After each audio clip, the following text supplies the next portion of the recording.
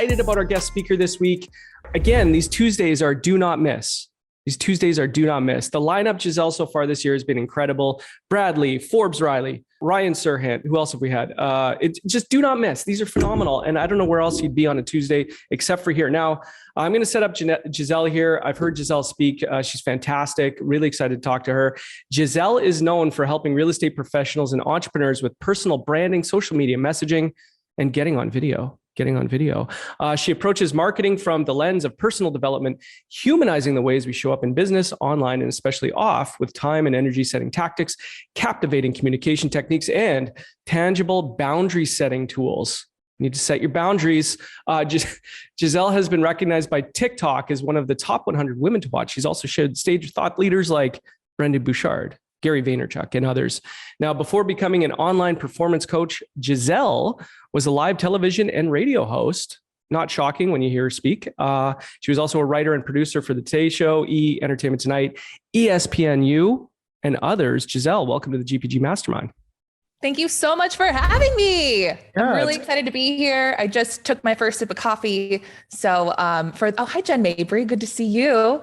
Please do me a favor, just to let me know that you're alive and introduce yourself in the chat. Let me know who you are. Let me know where you are and let me know what you do. I sure would appreciate it. And then also if you popped in a little late, my whole thing is if I'm going to be here, please turn your camera on, especially if we're talking about video. This is where the learning begins. Okay. Especially if you haven't gotten dressed yet. I mean, if you're naked, then that would be an exception. But as long as you're safely able to do so, please turn your camera on. No green screens, no fake backgrounds, no blurred backgrounds. This is where the practice begins. We've been doing this for 2 years, people. And honestly, if you turn your camera off, that right there, that's a missed opportunity. If you have a fake background, that right there, it's like, are you hiding a dead body back there? Like, what's going on? That could easily be an icebreaker, especially if you have laundry back there, if you have kids.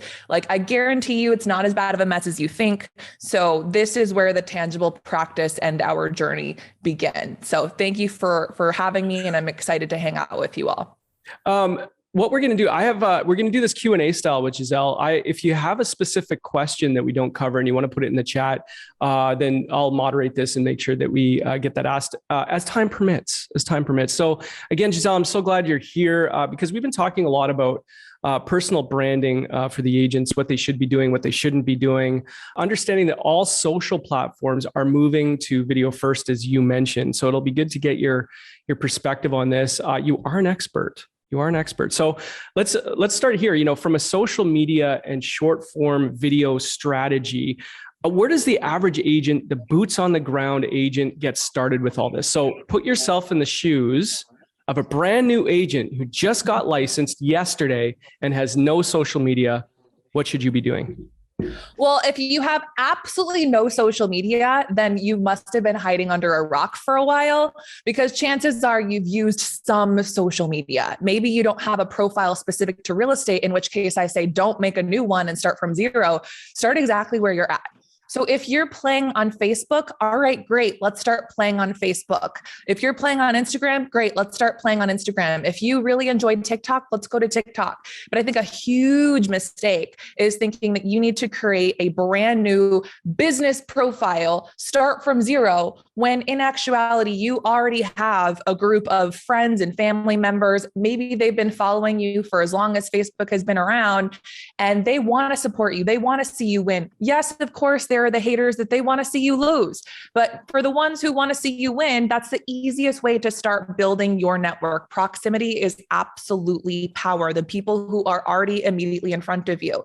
It would be like, I want you to think about social media just like a real life friendship group. Okay. If you're a brand new real estate agent and you're thinking about, all right, where am I going to go first for my leads? All right, where do you work out? Where do you get coffee in the morning? Where did you go to school? You're going to go to your immediate networks. So it's the same thing when it comes to social media. And I'm curious to know for you all, what is the social media that you're playing on the most? Go ahead and type in the chat. Is it Facebook? Is it Instagram? Is it LinkedIn? Is it TikTok? Whatever. But you're so right in that all of them are leaning video. And I just want to touch really quick there, going back on that. If you are brand new, okay, if you are brand new to real estate, or if you're brand new to, maybe you're leveling up in your, your cash category, or maybe you're becoming more of a lead versus getting the transactions.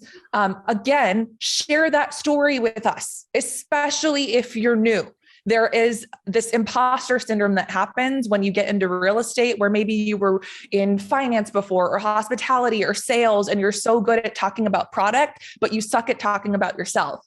Like, we need to know that you are so eager and enthusiastic. This is a new part of your journey. Like, give us an announcement, show us what you're doing, show us the showing, show us your mistakes, show us your teams, because you might think, oh, I'm new. Like, who would trust me? I'm a rookie. Let's find out what makes that unique. Like, oh my God, you're new. Your schedule is empty. You're hungry. You're going to listen to everything I say. You have more time than anyone in the world. Like, let's use that and use the power of video in all of its different ways to show the people around you who already follow you that you exist and in this capacity.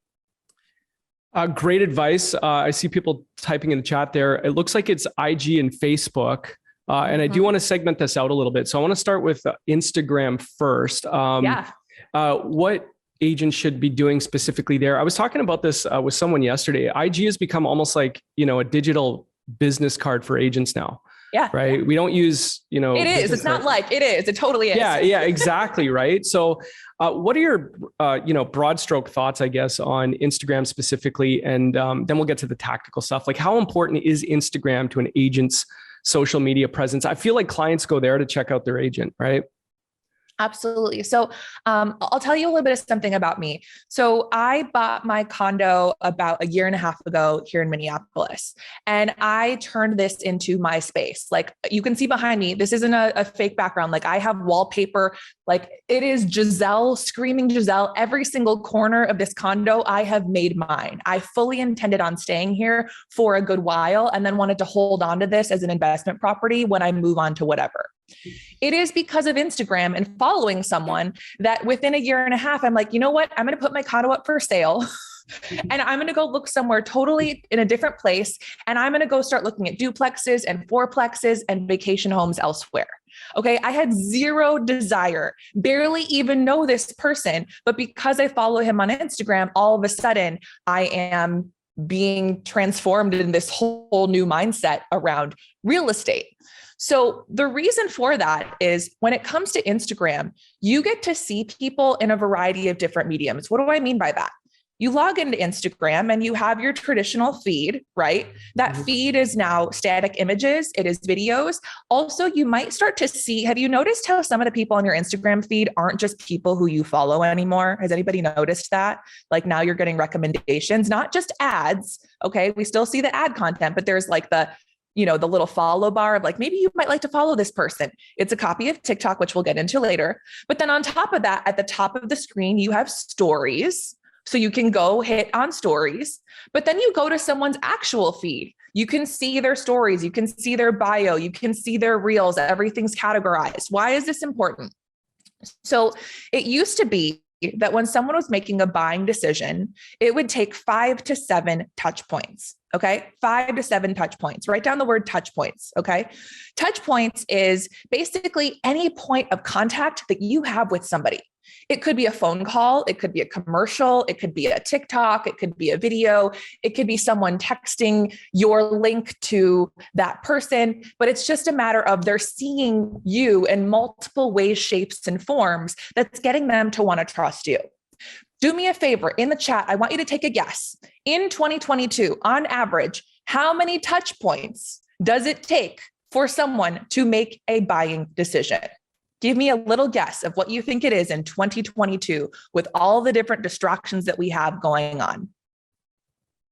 All right, let's see. Oh, hi, Jennifer Goodman, 22, 18, 7, 8 to 12, 10, 8, 5, 29. All right, Jennifer Goodman, you were close. You win the cruise to Waikiki. 21 to 24 touch points on average for someone to make a buying decision. Write that down, 21 to 24 touch points. So what does that mean? That means that they need to see you, hear you, feel you, touch you 21 to 24 times before they are going to decide that, you know what, I'm going to reach out to them. And by the way, if you're using the power of video, at that point, they already feel like they know you, kind of like how I was invited to be here, even though I have never squeezed David in person. I'm a hugger, by the way. That's what I mean by squeezing. So...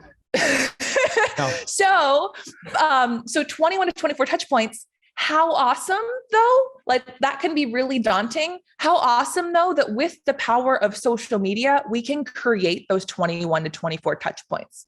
How do we do that? By consistently uploading content, but also creating a feed that's bingeable. So for example, maybe I post one thing to my feed, and that's a video that people love. And someone hears, oh, you know what? I need a coach to teach me all about video.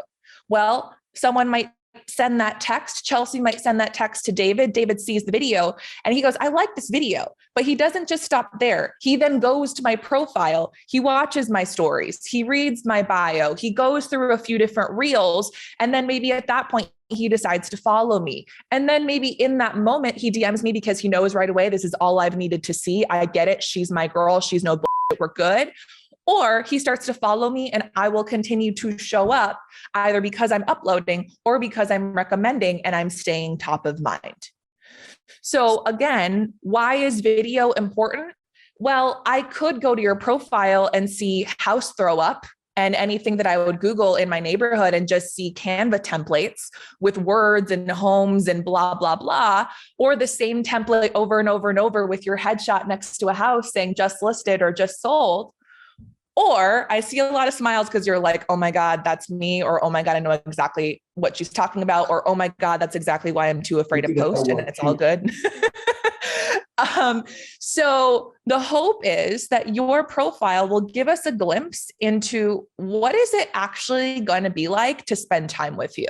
Write that down. What is it actually going to be like to spend time with you?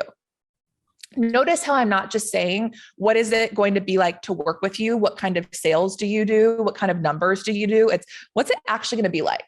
Because let's be real, you guys, it doesn't matter where you live right now. In some way, shape, or form, you are in a market that is bananas, or you have been, or you're about to be. And so when you are working with your client, like, let's just be honest, you're not just a broker or an agent. You are a therapist. You are an emotional support hamster. You are a cheerleader. Like, you are a coach. You're having to play a lot of different roles. Like, it's probably common that you see your client get upset or cry or go through some type of season because something's always happening. Someone dies, someone gets sick, someone gets unexpected news, someone doesn't get it. Just all the different things of disappointment can happen. And so what is the role that you're going to be playing with that person?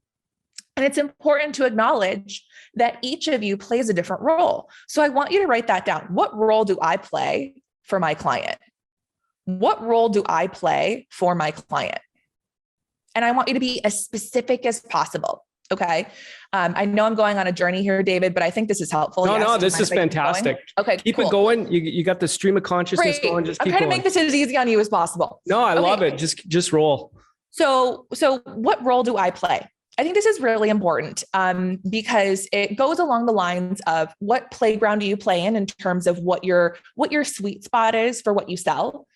For you to just say, I help you buy and sell your home. What the fuck does that mean? Or is that like a family home? Is that a condo? Is that, a farm in the middle of nowhere? Is that land? Is that an Airbnb? Like what is buy or sell your, what does that actually mean? And that's not to say that you can't have multiple things that you're excited about, but how can we start to create some sort of focus or sweet spot? Another thing that I hear very often is, I make the process as easy as possible.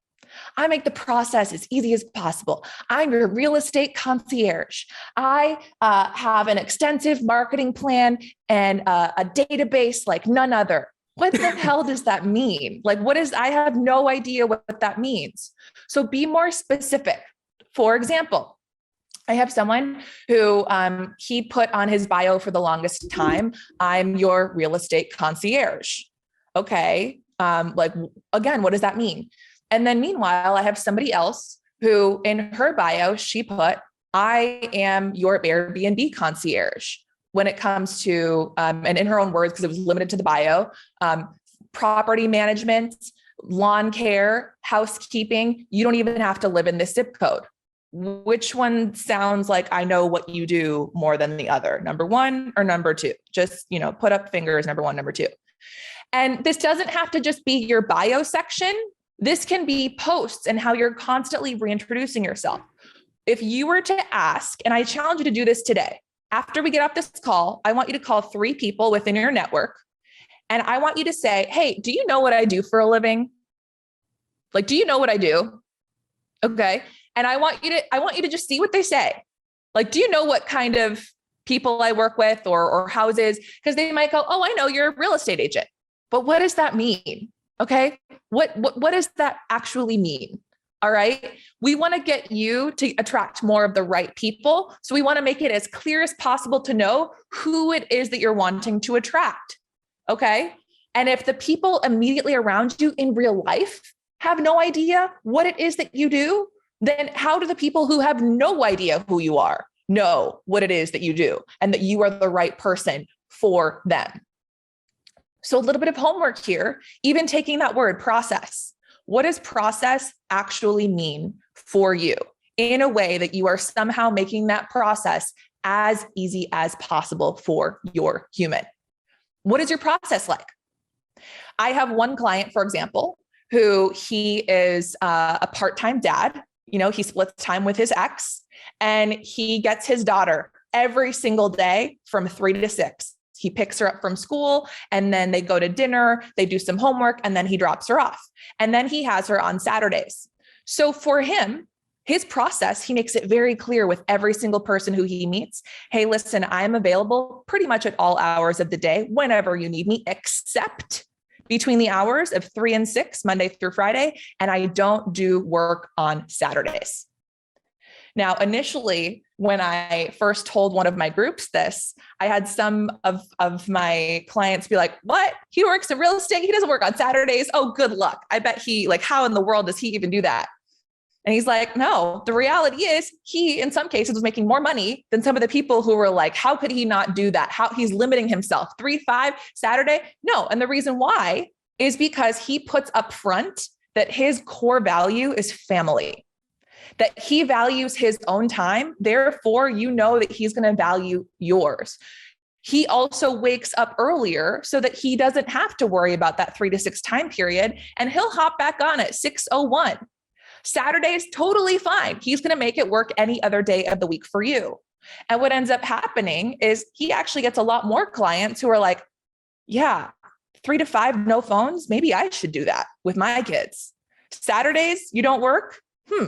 Maybe I should leave my computer in the car when I'm going to Jimmy's soccer game. So for you, what does your process look like? Another client, for example, she will not take you unless you have, I don't remember if it's 90 minutes or 3 hours, but she has something crazy where her first meeting with you after she decides to work with you, you sit down for 3 hours and she interviews you. And then her whole thing is, I will find your house within the first 3. Otherwise, I don't know what I'm doing. Like, unless, and granted, the market's a little crazy, but her whole thing is, I will get to know you so well that we're not going to have to look at 20, 25, 30 houses. I'm going to know exactly what you want, exactly what you need just from that conversation. And I'm going to save us so much time from that 3 hours that we're not going to have to be driving all across town. So it's totally fine if your processes are totally different. But this is where we get a little carried away sometimes in our heads about, well, like, it's so competitive. It is, but also it's, how are you finding the right people? Okay. You don't like everybody, right? Like, you have those clients from hell who you never want to work with again. People aren't going to like you too. And that's okay. Thank God for that. In the same way that we're teaching you how to attract the right people, we're also helping you to repel the assholes and the wrong people. So I want you to write down, what role am I playing? What is my process actually like? And then we'll get into a little deeper of how you're then going to turn that into content. Incredible.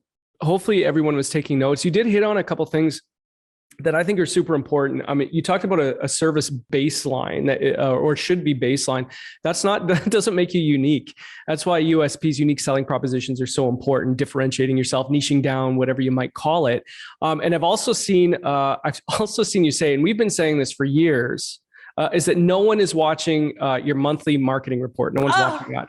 No one's watching that. And that's a fact. I think agents think that they're somehow providing social media content by sitting there for 10 minutes, rambling off the market update. No one watches that. It doesn't grab interest. So the question is, what are people watching? And maybe you could mix in, what to do with Instagram Reels versus stories in there. What's grabbing people's attention? Absolutely. So I'll start with the no one is watching your monthly market report. So that's not to say you still need to know what's happening in your market. Okay. You still absolutely need to know what's happening in your market, but you need to break it down into terms that your client would actually understand.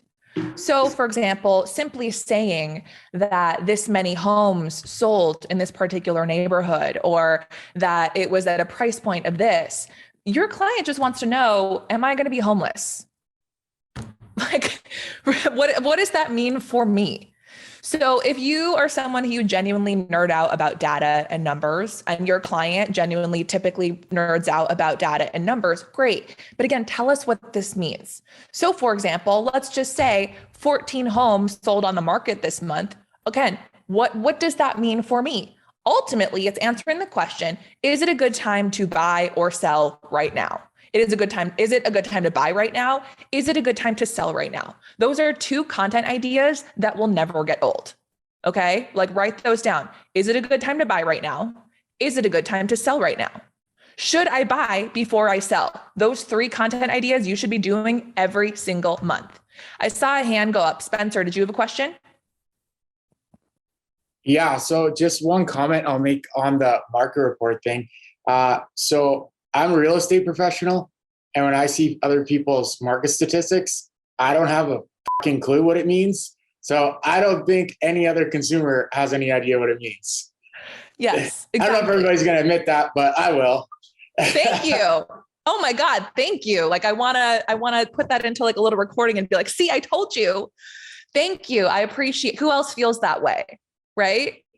Thank you. So exactly, what does that actually mean? Because that can differ from country to country, state to state, neighborhood to neighborhood, zip code to zip code. So when you're giving me the monthly market update, what does that actually mean? And what are the questions that are actually in your clients' heads? So for example, one of my clients, her name is Meredith. And typically when we are figuring out, how to create content around her client, she knows that most of the time she is working with a couple, and most of the time they have multiple children. But if we're being real for a second, when she's working with the couple, she is most of the time communicating with the wife in this particular couple. And so let's just be real. Every family, of course, is different. Every family dynamic is different. But for specifically Meredith, she is typically working with a mom who is very hands-on with the kids. Okay. And so when it comes to the monthly market update, we've started to shift where we're not just talking about, all right, like a weather report. This is the forecast for this month. The way that she's starting to position it is, all right, so if you're going to move right now, here are 3 tips for moving with kids so that you don't lose your mind. Plain and simple. Okay. If you're wanting to put your home up for sale right now, here are 3 ways that you can stage your home without disrupting your family's activities. Okay. So little things like that. Wanting to move right now, here are 3 ways that you can stage your home without having to move out, because moving out isn't realistic for you and your family right now. And then she'll talk about, little paint touch-ups or spray washing, what's it called? Power washing the driveway or the siding. And even the ways in which that, you put half the toys into the pod, and then you can leave the other toys in the house and that kind of a thing. So all of a sudden she's making it more personal, and people are leaning into her content even more now because they're like, oh my God, thank you. I thought I was going to lose my mind, and there's no one else who is talking about this. So again, with your monthly market update, what does that mean for your person? Is it a good time to buy? Is it not? And I think we have to acknowledge, and this is something that I thought about with Spencer. People don't want to admit that they don't know a lot of these words in anything, but especially real estate and when it's around finance. Okay. No one wants to admit that. Even though in the United States anyway, we don't learn a lot of this school. Okay. So for example, we hear things like interest rates, and we hear things like equity, and we hear things like inventory, and we hear things like the market update. And we don't want to admit that, like, we don't totally, like, we kind of know what that means, but we don't like really know what that means. So like, what does it actually mean? And I've been having to, it's actually been kind of fun because at this point right now, I'm looking to get a second apartment in New York, which by the way, is harder than buying a house. I found, like, I basically have to name my unborn children after whatever. But it's so funny because I'm actually working with one of my students who he's doing real estate part-time, and I'm, we're kind of doing each other a favor here, but like, I'm like, that every question I ask you is a content idea, right? Like, that every question, every single one, our whole DM thread, our whole text thread, I'm like, this whole thing, like, I better see all of these as videos from you by the end of the month. So I want you to today, if you carry a notebook or a Remarkable or the notepad inside of your phone right now, go ahead, pull out your phone, and in your notes app, I want you to create a notepad if you don't have one already, and just call it questions or content ideas. I like to say that it's just like Jeopardy. The answer is the question. Every single time that you get a question, especially more than twice, you should have a keyboard shortcut, a piece of content, or a piece of training or automation. Let me say that again. If you get a question more than twice from anybody, that is a keyboard shortcut, internal training, or a content idea. And that content idea should be repeated. In case you missed it, I'm going to say it for you again because it's really important. Every single month, you should be creating a video of, is it a good time to buy? Is it a good time to sell? Should I buy before I sell? Plain and simple. Okay. Every single month, you will see content from me of, should I have 2 profiles? What hashtags should I use? Which is, by the way, and why should I be on video? Like, plain and simple. I have made those videos over and over and over. And for those of you who are like, well, but aren't people getting annoyed? And like, am I being too repetitive? All right. So I used to work in live television and live radio. We know in live production that the average person is only watching or listening for about 15 minutes. Okay. You turn on any cable news channel that's 24 hours news, every 15 minutes, breaking news. And they say the exact same every 15 minutes. Okay. So same thing with radio. All right. They know that back before shutdowns were a thing, the average commute was 15 minutes. And so they'd play a lot of the same songs over and over and over again because they knew that you were probably going to miss it. So I'm not listening for 15 minutes. I'm having to be in the studio for 4 hours. Okay. So I'm listening to the same song over and over and over every 15 minutes, especially if it was one that we were wanting to make a hit. I would have friends and family, like best friends and obsessed family, who would listen or watch every single day. And it was always fun when I was getting so sick of that song, like had to put earplugs on, could not listen, would always be the day when I would have a best friend text and go, oh my God, what's that new song? You guys should play it more. Just when you're getting sick of yourself is just when people are starting to listen. But also you have new people who are coming in every single day. I shared this stage with Gary Vaynerchuk about 4 years ago. Okay. And granted, it was 4 years ago. The guy doesn't know my name, but I know that when I post a picture of Gary and I together with my microphone on my face, it gives me a little boost of credibility. I've probably posted this photo now 12, maybe 15 times over the past 4 years. Every single time that I post that photo, I will have a best friend or family member go, oh my God, you do that? You did that? You met him? You talked to him? Every single time. Because it's possible, for example, that for you, maybe someone wasn't looking to sell their home a year ago when you were talking about real estate, but they are now. Or maybe they didn't think that they were eligible, but because you created educational content, I mentioned, for example, that I'm listing my condo for sale. Because you created educational content, they realized, oh, wait, I could get a lot of money for this right now. Or like, I can start investing in property right now. Like what, So every single time people are meeting you at different seasons. And I think we also get into our heads into thinking that every time we post that someone's reading every single word and looking at every single punctuation mark and every single whatever. And they're not. Like most of the time they're just going. Maybe 3 to 5% of your followers are seeing your content, more if you have not that many followers. And yes, I did just say more if you have not that many followers. My clients who have less than 2,000 followers typically get more engagement than my ones that have 5, 10, 15, by the way. So don't use that as an excuse. So they're probably only seeing, 3 to 5% are actually seeing what you're uploading.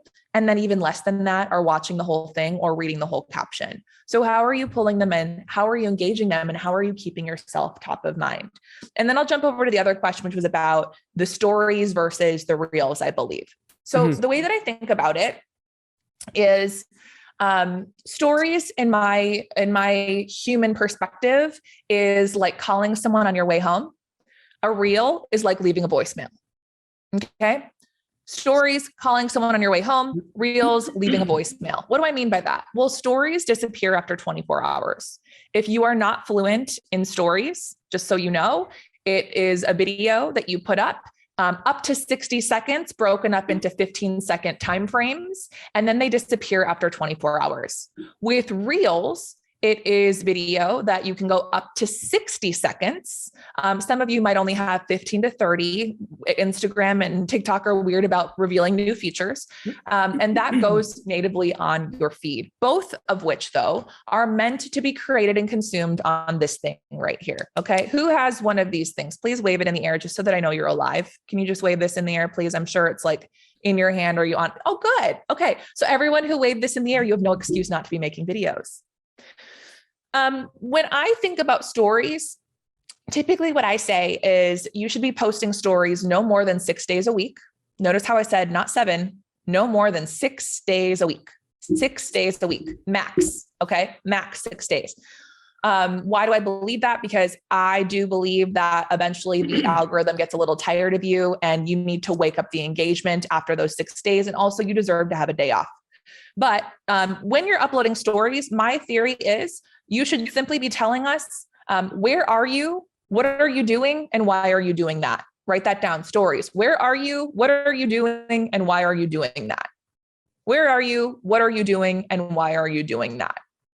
Where am I? Hey, everyone. We are at the inspection of 123 Banana Street.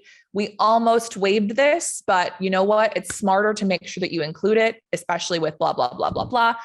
Here's what we found today, but we're doing it just so that we know that our clients are getting exactly what they believe that they are paying for. And if anything goes wrong, well, and then you can talk about what actually goes wrong.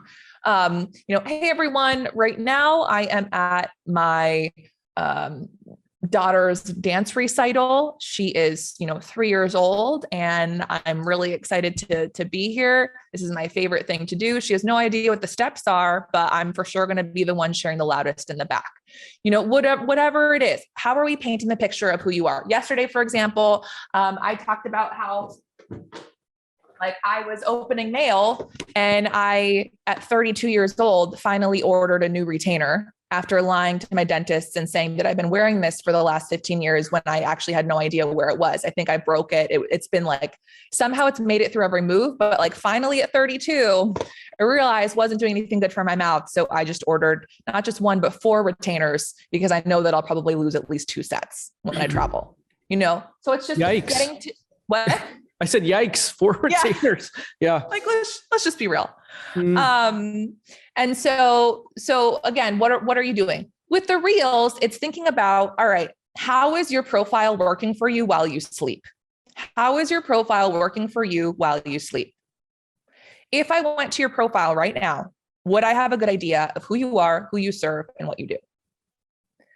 January happened and I was one of the fun ones that got COVID. And even though they say that if you're vaccinated, it's supposed to be pretty mild, I was out for a good 2.5 weeks and I can still kind of hear it in my voice right now. I kid you not when I tell you, for us, January was supposed to be our biggest sales month of the year. All of a sudden, I'm incapable of getting out of bed. I was in my COVID stupor. I actually applied for a loan thinking that we might need that to get by. Like I was going through worst case entrepreneurial scenario of like, oh my God, I'm going to die. How am I going to take care of my people? This is never going to end.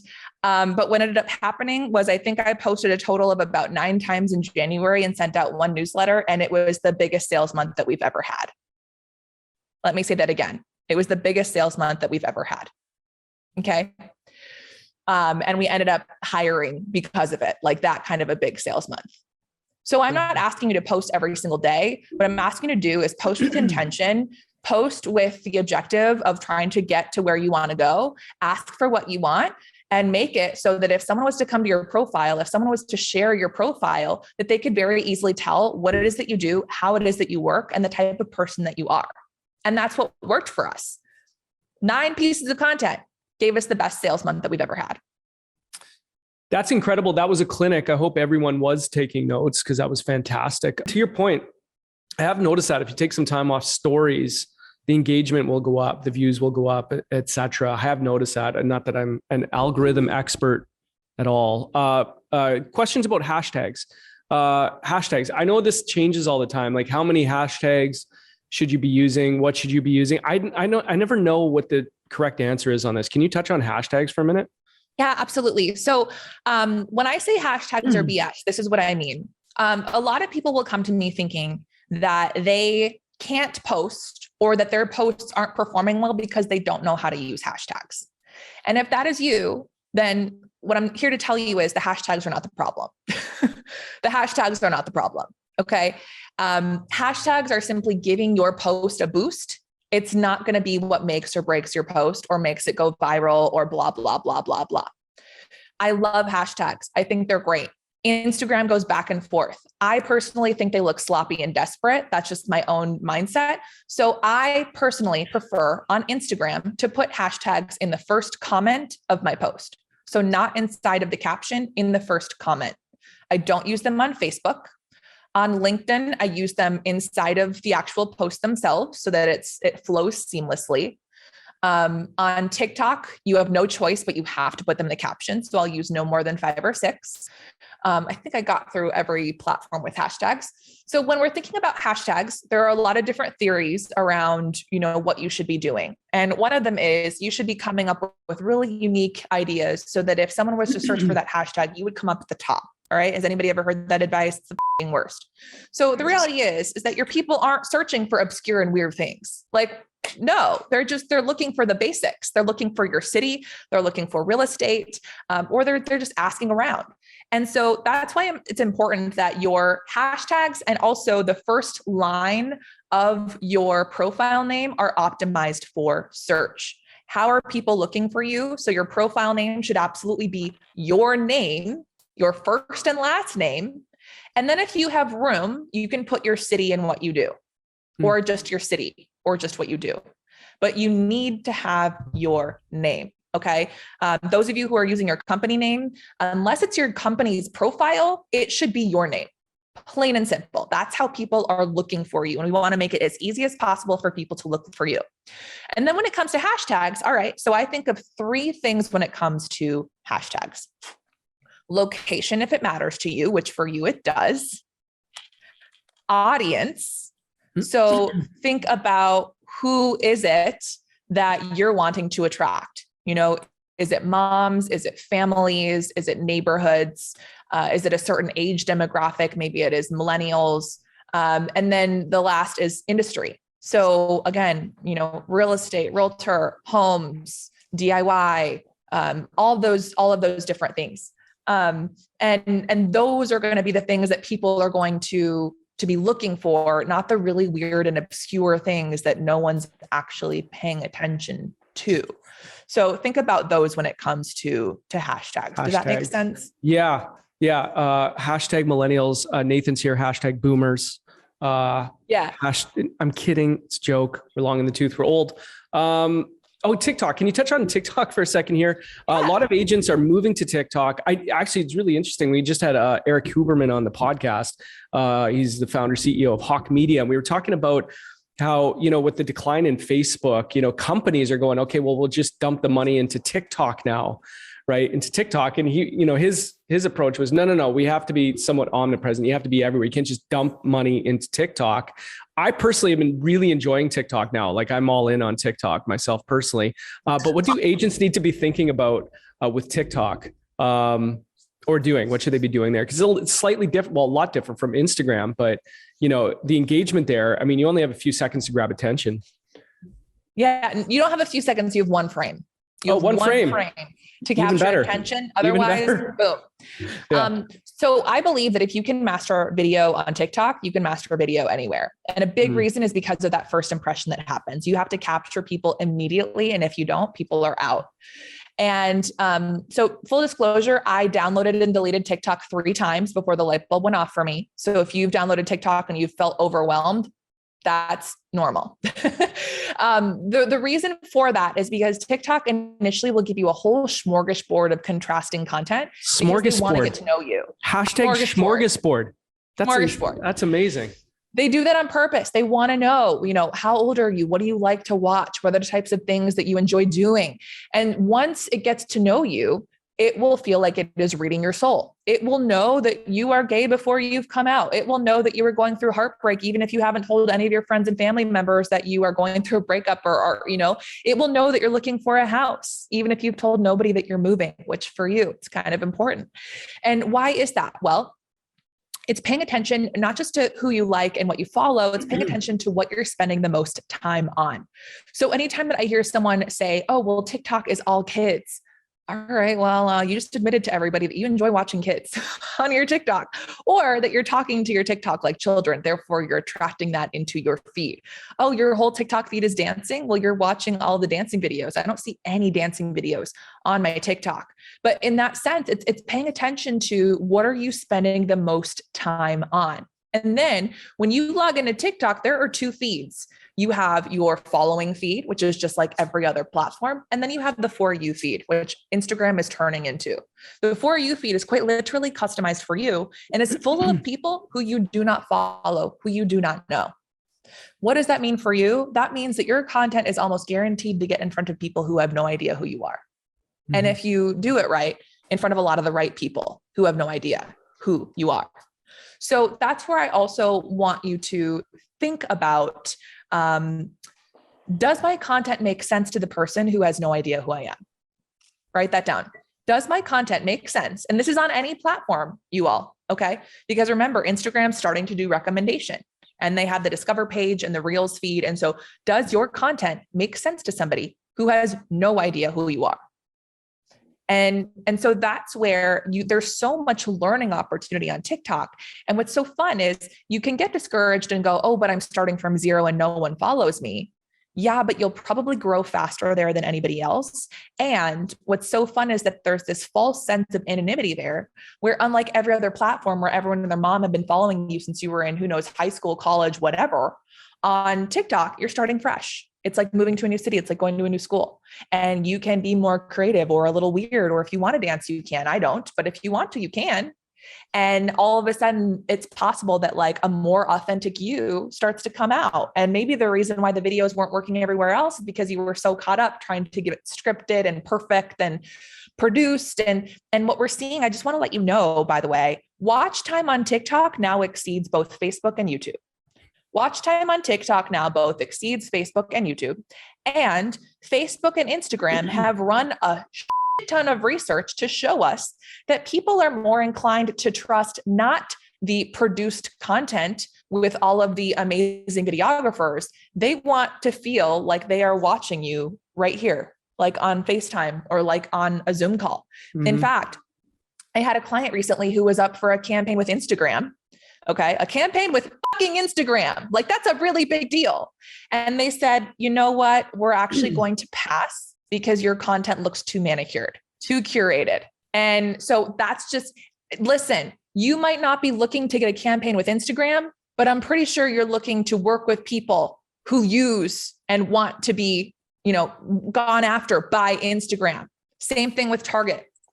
And they're going specifically after creators who have a little bit of that rough around the edges look. So use that as permission to be yourself a little rough around the edges versus suited up and eyelashes on and all the things in this perfect way where if I was to walk into your office, that would be a totally different person. Some of y'all aren't even wearing pants right now. Okay. So like, just, peel back that layer.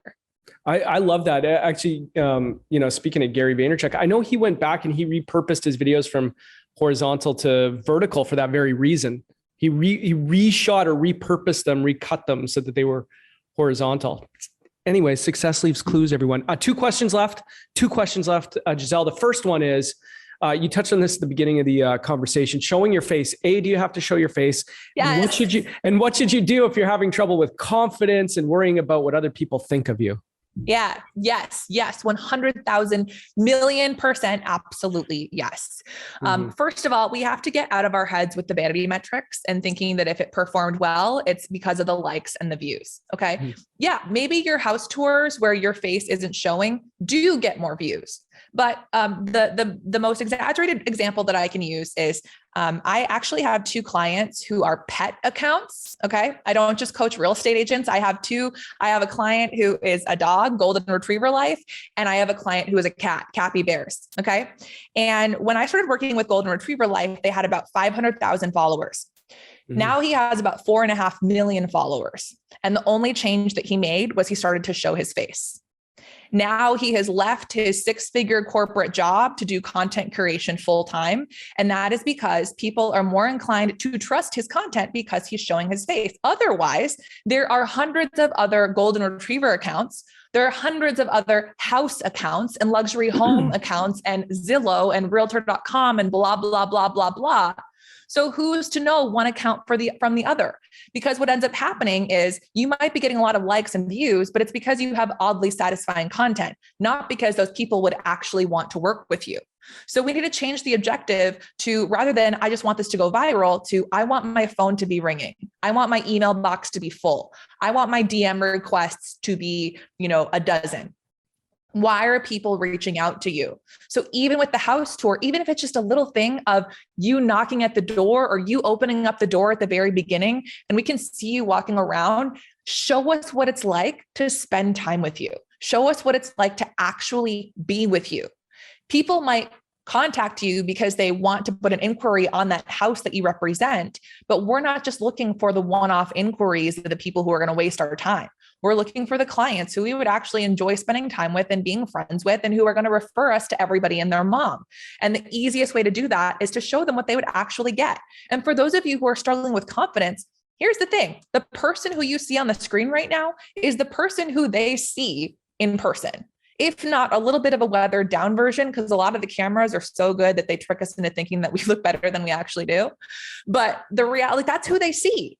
So if somebody was to come to your office right now, would you put what's the thing called where you go into the confessional in the Catholic Church and they have like the screen in front of the door? I wouldn't know.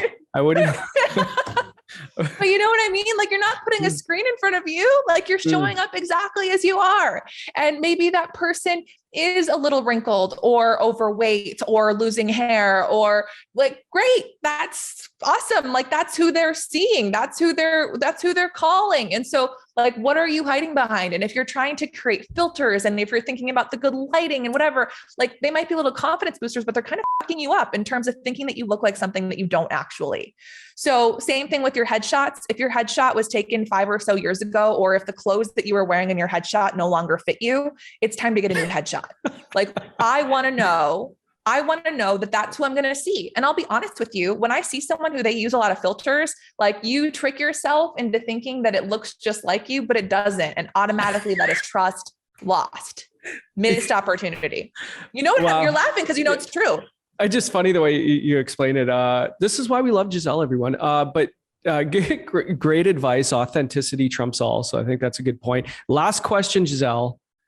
We've discussed a lot here, but if you had to pick one thing for sales professionals to focus on when it comes to social media in 2022 and beyond, what would that be?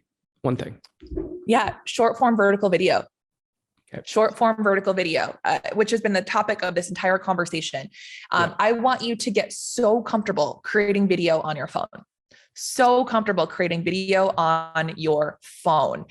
That's great if you have the budget for a videographer and a production team, like congratulations. But even the Ryan Serhants of the world creating video on his phone and regularly. So for you, I want you to make a commitment of what that's going to look like. For example, maybe it is once a week. I'm going to make sure that I get on stories and I show my face and I'm talking about where I am and what I'm doing and why I'm doing that. For you, it might be uploading your very first reel and committing to doing one reel per week. But if you can't get comfortable on this, you're not going to be able to get comfortable in the 4K or the 7K or whatever K that we're up to with the fancy lens. What a lot of people think is, well, if I pay a shit ton of money for this production team, then I'm going to get a great return. No, you're not. You're just going to get a high quality video. That doesn't mean that we're getting high quality you. Sometimes the best quality you actually comes out when it's just you and your phone. So I want you to start practicing. When you have Zoom calls, turn your camera on. Do not apologize for what you look like or what your surroundings look like. Start using video on a daily basis. And another little thing too, if you're still struggling to use video, all right, next time that you have to send your client a message, I want you to send it as a video instead of a text. So it might be a new client. Hey, I'm so excited to meet you. I can't wait to have our meeting tomorrow. I'm really looking forward to it. Rather than sending them a text, send them a video message, because then it's a preview of what they're actually going to get. Or, hey, congratulations, we made it to close. I'm so proud of you. Like, way to go. Or, hey, thank you so much for the flowers. Oh my God, they're so pretty. Look at them. Like, that means so much more. Oh, it's your birthday today. Oh my God, happy birthday. I'm so grateful, David, that you are in my life. I hope that 22 is the best year ever and it's going to be wonderful.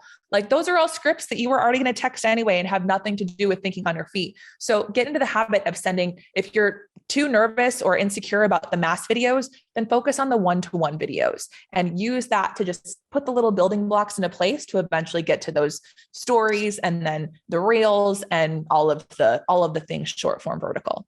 Man, that was brilliant. I hope, like I said, this was an absolute clinic, really valuable content here in coaching. I hope everybody was taking notes. Now, thank you very much, Giselle. Where do you want the people to connect with you? Follow you on Instagram, obviously, which is Giselle Ugarte. Giselle Ugarte. Gardy, like party. Ugarte. Go follow Giselle Ugarte on all the social media channels, and then your website or where do you want the people to go? Yes, absolutely.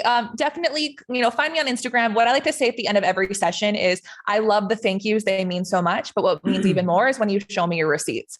And by that, I don't mean buying my products, although if you want to, great. It's the receipts of implementation. So show me the video that you uploaded. Show me the DM from your client saying, I found you because of your video. Show me the email of, oh my God, I love watching your videos, or I saw that story about the drywall and it made me reach out to you. Like, show me that versus the constant notes that you're taking and the analysis paralysis that we get into. And then of course, if you do want to keep working together, we just started to open up registration for our 5-week spring training program. That's just for real estate professionals. So I'll put a link to that in the chat and we would definitely love to have you there. And if you send me a DM on Instagram, maybe I'll make a little promo code for this group specifically. So, I love fantastic, Giselle. So you can connect with Giselle in all those locations. I can't thank you enough for being here. I really appreciate you. Thank you so much for making time. Big round of applause. Big round of applause. Bye, everyone. Right? Thank you so much. Giselle. Excited to connect on Instagram.